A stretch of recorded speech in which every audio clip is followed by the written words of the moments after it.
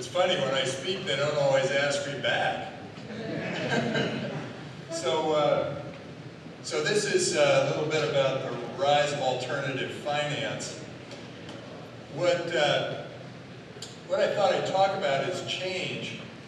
And what's really interesting is that change is everywhere. This is Moore's Law. It says $1,000 worth of compute power doubles every 18 months. But there is an even more accelerating change in the internet, and new technologies are changing some industries that in a faster way than we ever saw before. And finance is one of them. Finance is changing in a big way. And as a result, my own industry is changing. And so, you know, it started with some of these venture angels, and it moved into incubators, and now it's crowdfunding. But when my own industry started to change, I started to think, whoa.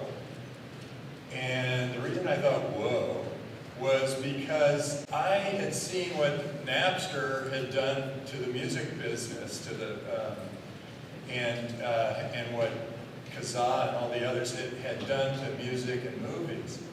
And I thought, wow, our industry is changing too. It's funny, the last time I got up here, I was passionate about getting that Title III going, the Jobs Act, all of that. And now I realize that we're already there. There are things already starting to happen. So I can go through a couple of them. One is electronic shares, where these e-shares and CapShare, and I'm sure there's some others, are making it so that it's very easy for everyone to keep the number of shares that everybody has in a company in the cloud. And they solve all those 409A issues and all the issues. I've often invested, believe it or not, I've invested in startups where the number of shares I thought I had and the number of shares the startup thought I had were two different numbers. But this is changing that, and my back office is so happy because they can make a very quick change if for some reason that the entity name is wrong, or we have to make a transfer to another account or something. It happens just like that, and that's quite exciting. Networked accounting is another area where, and Xero and Subledger and AuditFile are all kind of pushing the edge in this area. That's where I make a deal with you, I sell you something or you sell me something, and both of our accounts immediately get updated at the same time. And it all sits up there in the cloud, and so this is really good for transparency and gives the accountant not much to do. And that's exciting from a letter standpoint.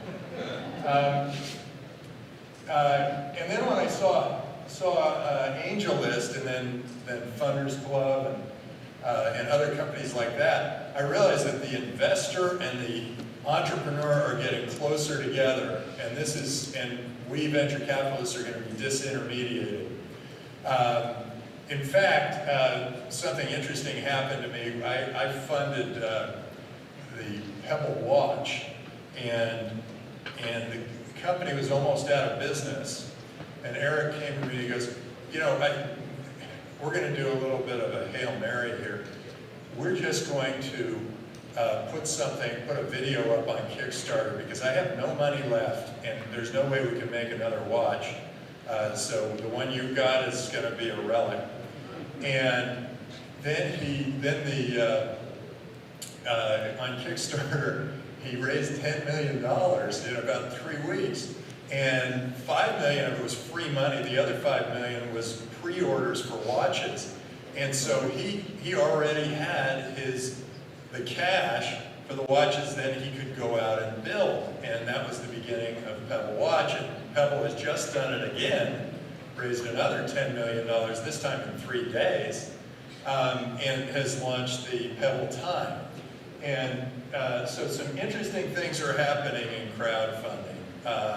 And it's real and it's exciting, and that's terrific. but it's very scary to somebody who sits in between the entrepreneur and the money.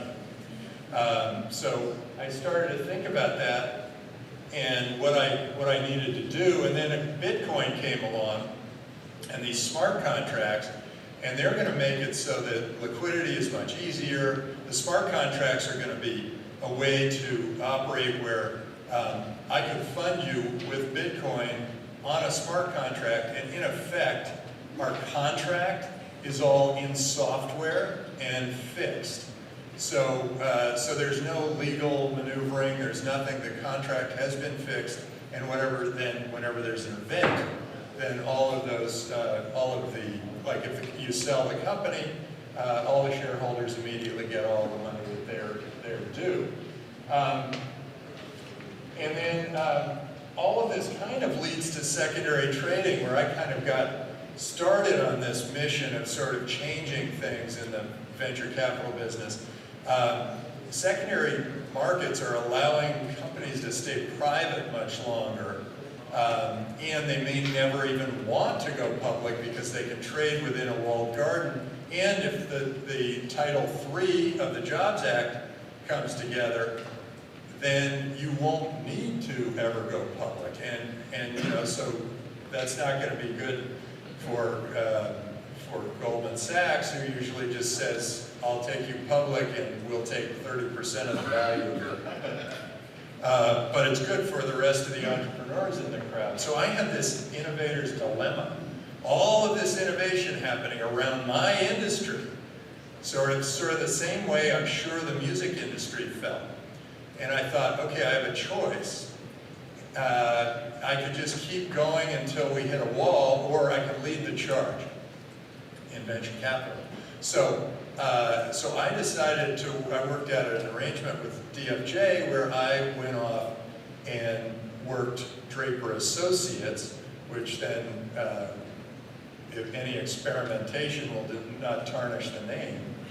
And I can go out and try new interesting things. My son and I are raising a fund to sort of do just that, change the whole nature of how venture capital works.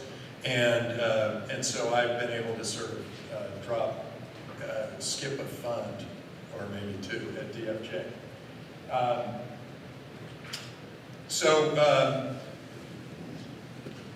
So I think you guys are generally pretty familiar with this, but the finance is getting transformed.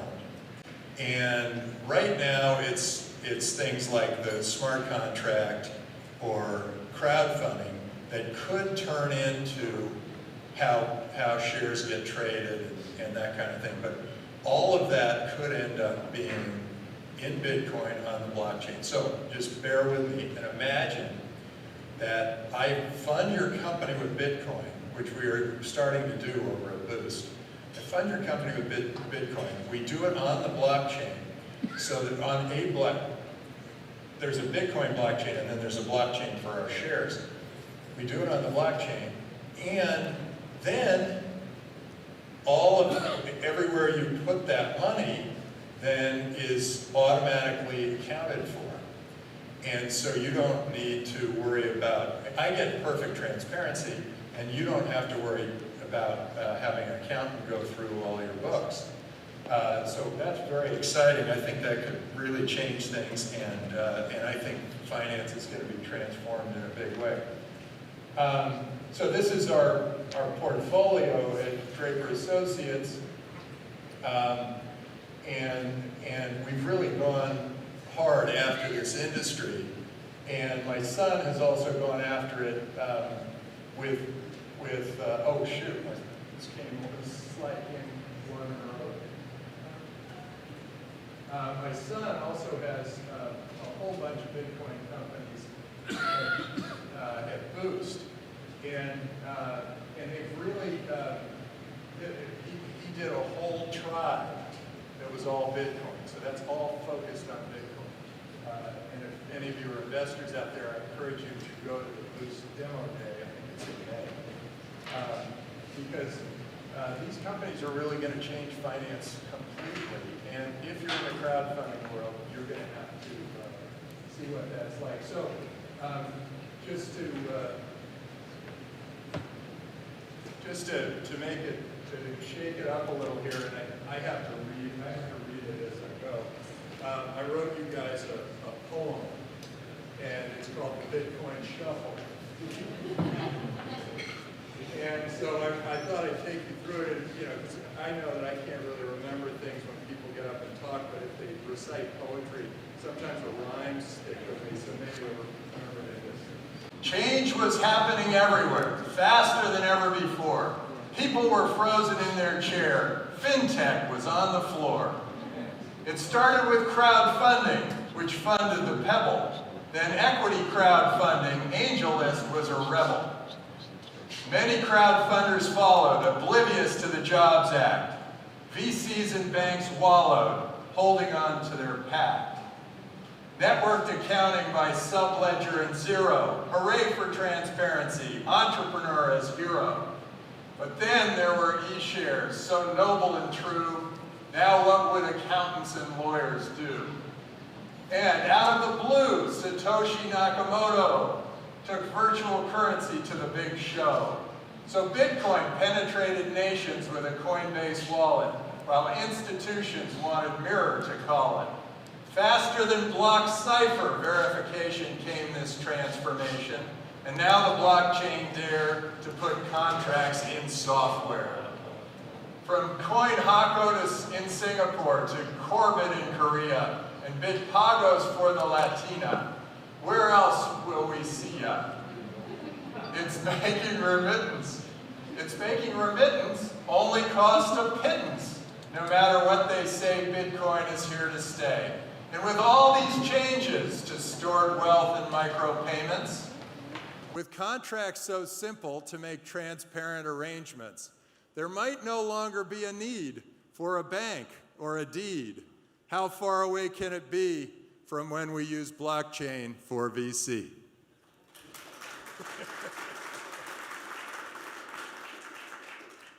So that's all the time we have, although I do believe that, that government is also going to be transformed by these technologies. In fact, the Prime Minister of Estonia came to Draper University and talked, and he said three interesting things. One, that by using digital signatures, he saved 2% of his GDP. Second, by using digital voting, he increased the number of young people who voted by quite a bit. And by using digital identity, he reduced the crime rate. So it's quite amazing what's happening in other parts of the world with government, and we should all be aware of that, and it's not long before some governments start recognizing that their own currency is worthless and they'll have to start using Bitcoin. So with that, oh, this is a little ad for the Draper ecosystem. Remember, entrepreneurs are heroes. They take big, long odds at extraordinary outcomes. They create new jobs. They create new wealth. They make all our lives better. And so support them and go hero whenever you see one. Thank you.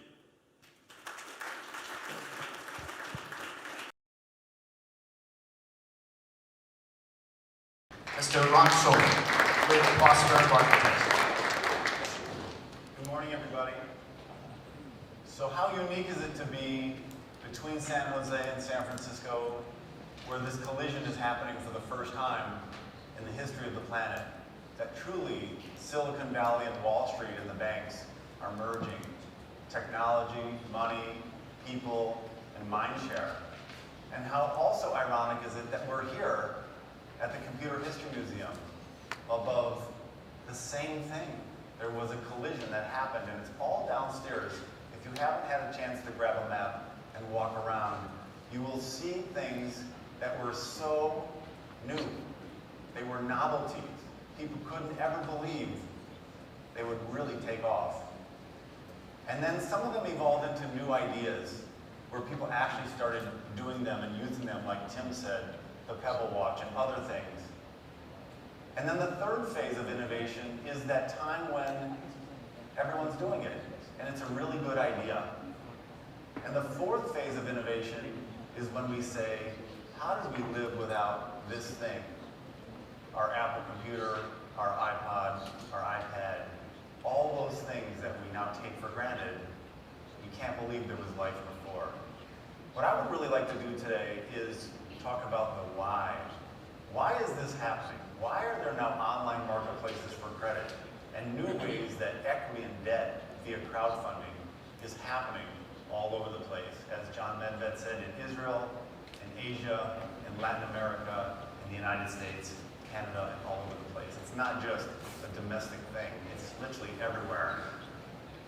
And so everything is changing. So I'm 50, I have 2 kids in their 20s, and they don't know what any of these things are.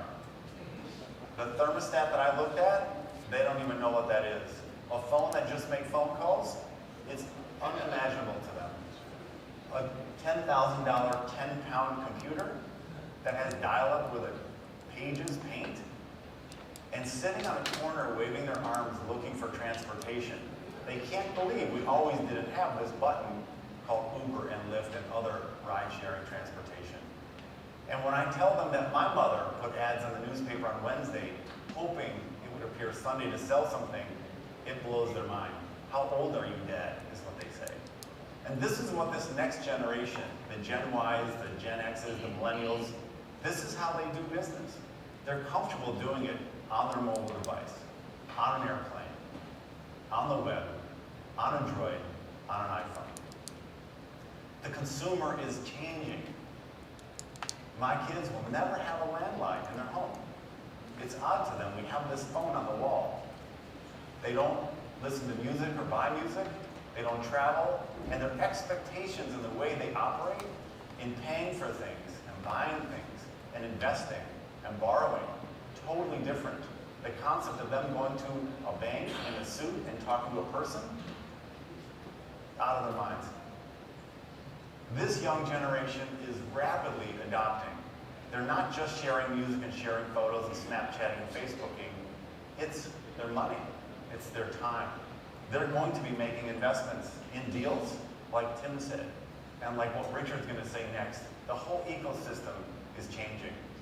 And the speed of disruption has never changed so fast. It's just not what's changing, but how it's changing and how fast. And how we travel, how we eat, how we store data, how we pay, how we shop, and so many more areas. And you're familiar with these things, but now there's things like Prosper and Lending Club. Can I see a quick show of hands? How many people have heard of one or both of these 2 companies? These are 10-year-old companies that are now overnight successes. Remember the 4 phases? Novel, new idea, great thing, and then this can't believe. We're in this middle period between the 2 hash marks. And that's where this debt crowdfunding is today. And you're going to hear about lots of things from lots of people here, academics and operators, about where are we in crowdfunding, both on the equity side and on the debt side. So Prosper did $369 million of loans connecting people to people, people who wanted to invest and people who wanted to borrow. That was in the year 2013, 369 million. We did $1.6 billion in 2014. It took Prosper 8 years to do 1 billion. It took us 6 months to do the second 1 billion, and even less to do the third 1 billion. That's how fast this crowdfunding is changing. And you will be here in a year and 2 and 3 years and wonder why there was only this many platforms and this many people. This is a new idea that's got a lot of room to run. And the reason it works, the reason crowdfunding works and online marketplaces work is because there's mutual benefits to both sides. There is no loser. Who knows the name of the largest transportation company on this planet? Uber. Uber doesn't own one automobile, not one truck. All they're doing is the same thing we're doing in equity and debt crowdfunding. We're connecting one group and another group. We're transparent, and we're quick and easy with a good experience. And so for Prosper, we're connecting people who want to borrow money and people who want to invest money. Airbnb, the largest provider of rooms to stay, they don't own one hotel room. That's how much this is changing. The concept, the ways to work together. And I think one of the critical things for us all to remember here today is that we're not competing with each other. It's not that booth versus the other booth. It's not how much market share does this one have versus that one. We are making together, in crowdfunding, in equity crowdfunding, in debt crowdfunding, this huge pie. And if we work together and we're trust and transparent with best practices, this pie can be huge and there'll be tons to share. And with that, I'd like to turn it over to Richard, who's going to take you into some of the academic philosophy. But I assure you, this is not a trend. This is not a fad. This is something that's a mega wave, and we're very, very early. Thank you very much for your time this morning. Dr. Richard Swart, please. Go Bears, okay. How many Berkeley people in the room today? Well, we got John Medved and Ron Suber, both Berkeley alumni, so I have to give a shout out to Berkeley for one of our jokes. How many of you are Stanford people? Good, I can pick on you. I also went to Stanford for a degree, so the joke is Stanford creates jobs, Berkeley creates industries, and we create fundamental disruptions in technology. But I'm not going to be an academic today. I'm going to ask your permission to allow me to get a little punchy, though I'm in a pinstripe soup. I met with Commissioner Stein yesterday from the SEC. I spent a week in Washington freezing my butt off with the warm weather back there. I've got some updates from DC to share with all of you. So let's have a moment of silence for Title III. It is dead. Title III as it exists now is dead. It will not be going anywhere. The SEC is not going to take action, but Congress is going to act. In 30 to 45 days, there will be a new Title III bill introduced, which has already been drafted, which will luckily make it higher cap raises and less filing requirements and hopefully less onerous, which may be bad news for the accountants and attorneys in the room, but for the entrepreneurs, it's probably good news. That being said, I have spent a lot of time internationally in the last year, to the deep chagrin of my wife. Where's the clicker here? Is this it? So we're going to talk about things in a very interesting perspective. I've been involved in a lot of very weird meetings lately. Policy meetings, meetings with foreign presidents, literally. I had a long discussion with Jesse Jackson about crowdfunding recently. Why does the president of Iceland and Jesse Jackson want to talk to me? That's my wife always asks that question too. The answer is because crowdfunding is turning into a significant disruption. So today we're going to take a look back in history. You have now entered 2040. We are writing the history of the disruption, which was alternative finance.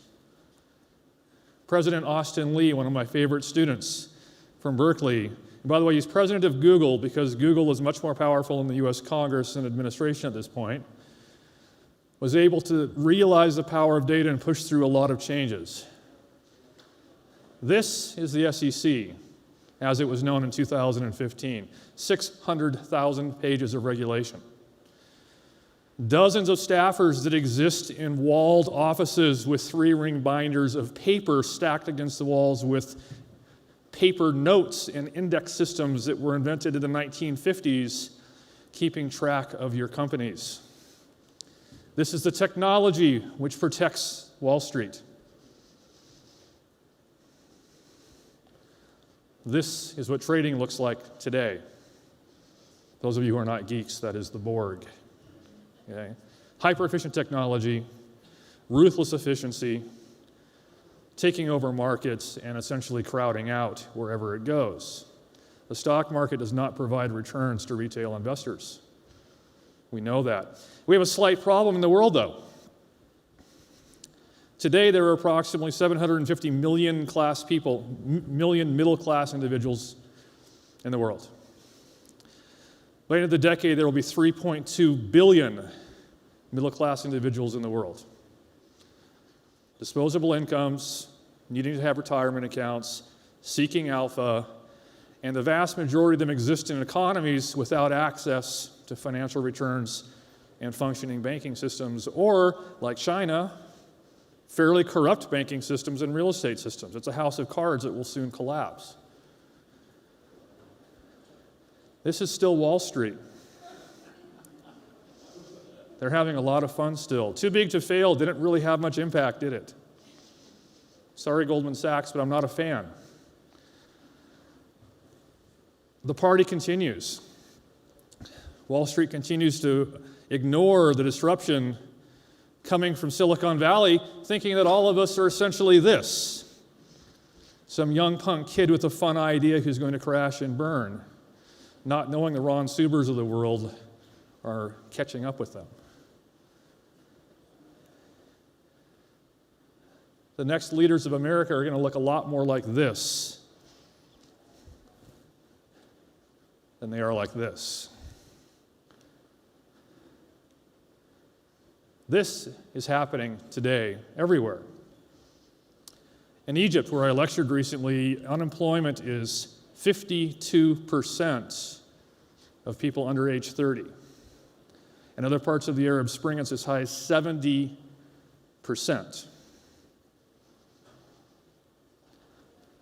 You have a generation of technically skilled students who are mobile and technology savvy, who have zero opportunities for jobs, where there are no hirings and there is no functioning economy, where companies are propped up. The Egyptian economy would collapse today were it not for FDI, foreign direct investment and remittances. Literally, there's no economic activity occurring. It's being propped up by diaspora and FDI. There's going to be a demand for jobs, which we cannot fill with our economy. One of the problems is the historical coupling between GDP growth and job creation, for the first time in economic history, has come to an end. GDP growth is having zero impact on job creation in America and Western Europe, period, end of story.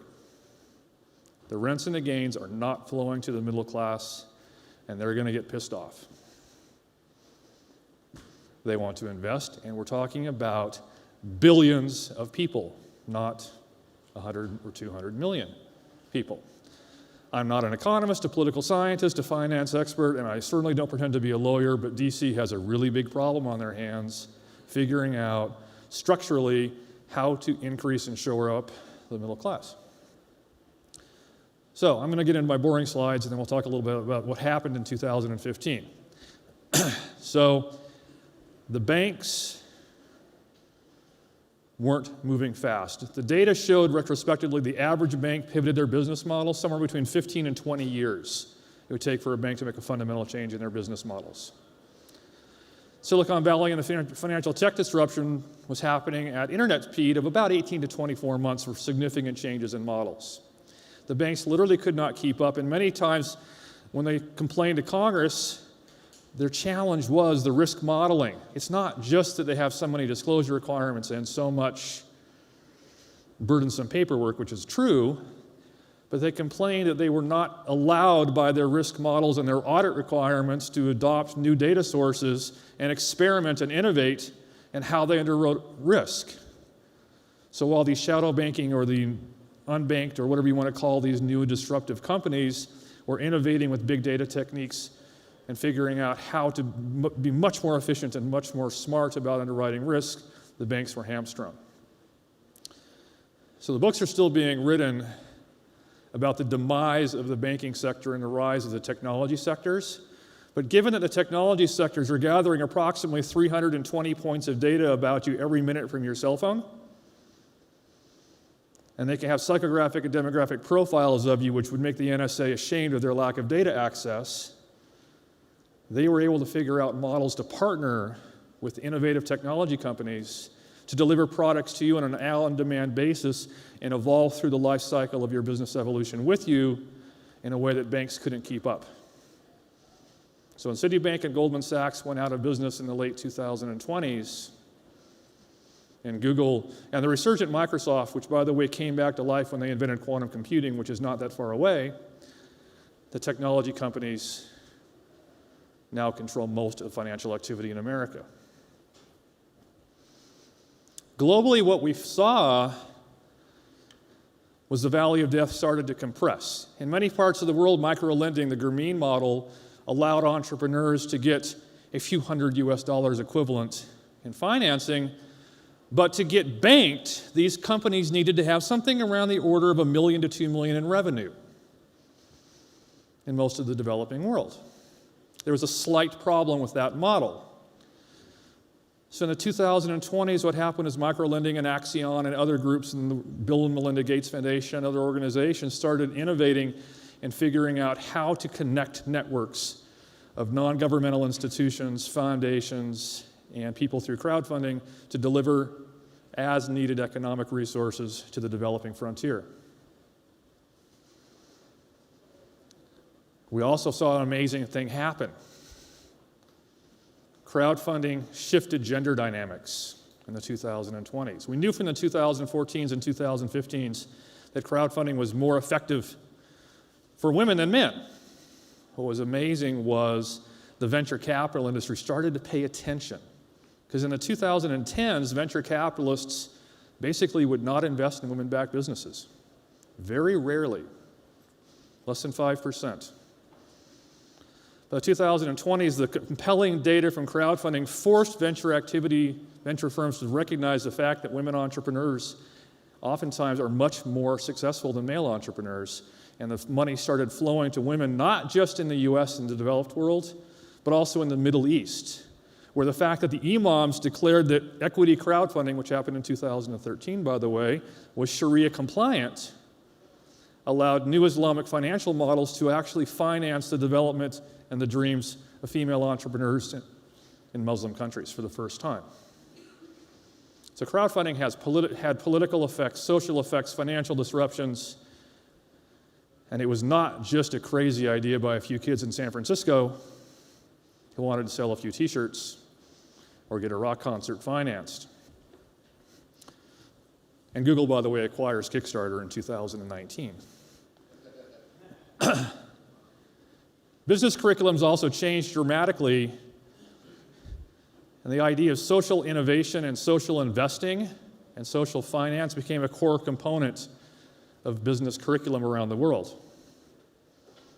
We realized that the whole cycle of thinking about a product by a bunch of smart MBAs and engineers and developing a product in a sandbox and then having a stupid focus group with a one-way mirror and asking a bunch of random people you kidnap in a shopping mall and bribing them to tell you about your new product isn't the best way of finding out what your customers really want.